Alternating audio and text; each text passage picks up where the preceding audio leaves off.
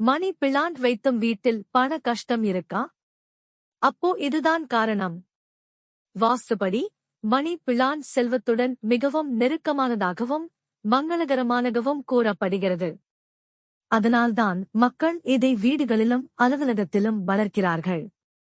வாஸ்து அடிப்படையில் மணி பிளான்டை வளர்க்கும்போது சில விஷயங்களை மனதில் கொள்ள வேண்டும்.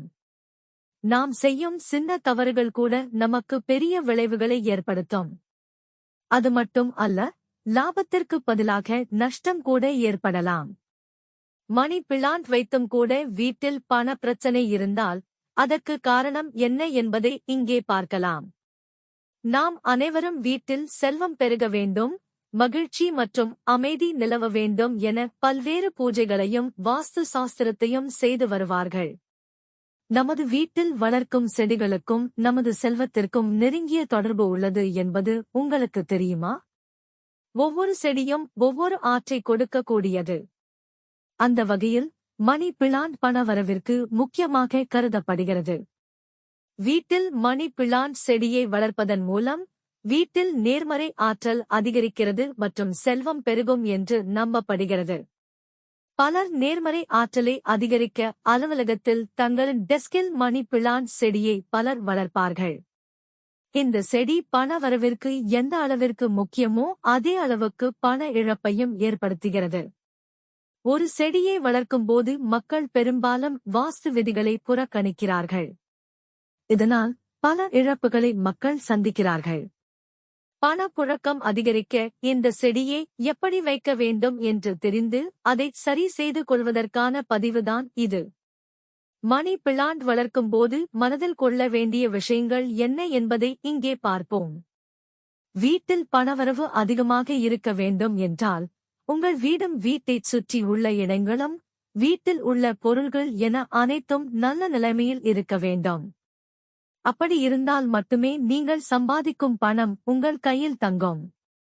பணவரவு என்றால் கூரையை பெச்சுக்கிட்டு லட்சுமி பணத்தை கொடுக்க போகிறாள் என அர்த்தம் அல்ல.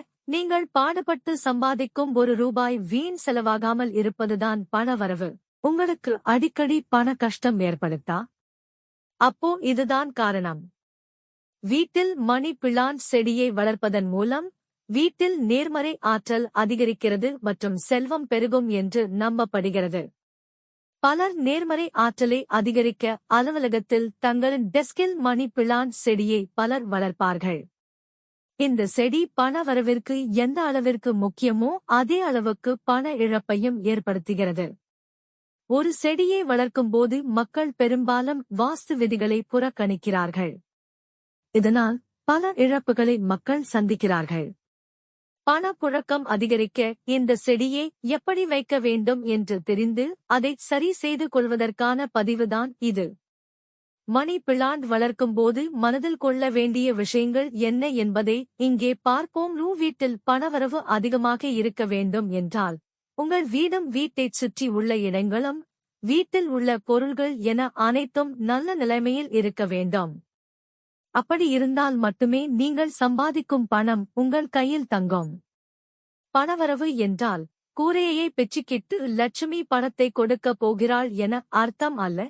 நீங்கள் பாடுபட்டு சம்பாதிக்கும் ₹1 வீண் செலவாகாமல் இருப்பதுதான் பணவரவு. உங்க வீட்டில் செல்வமும் மகிழ்ச்சியும் பெருக இந்த விலங்குகளை வளர்க்கவும்.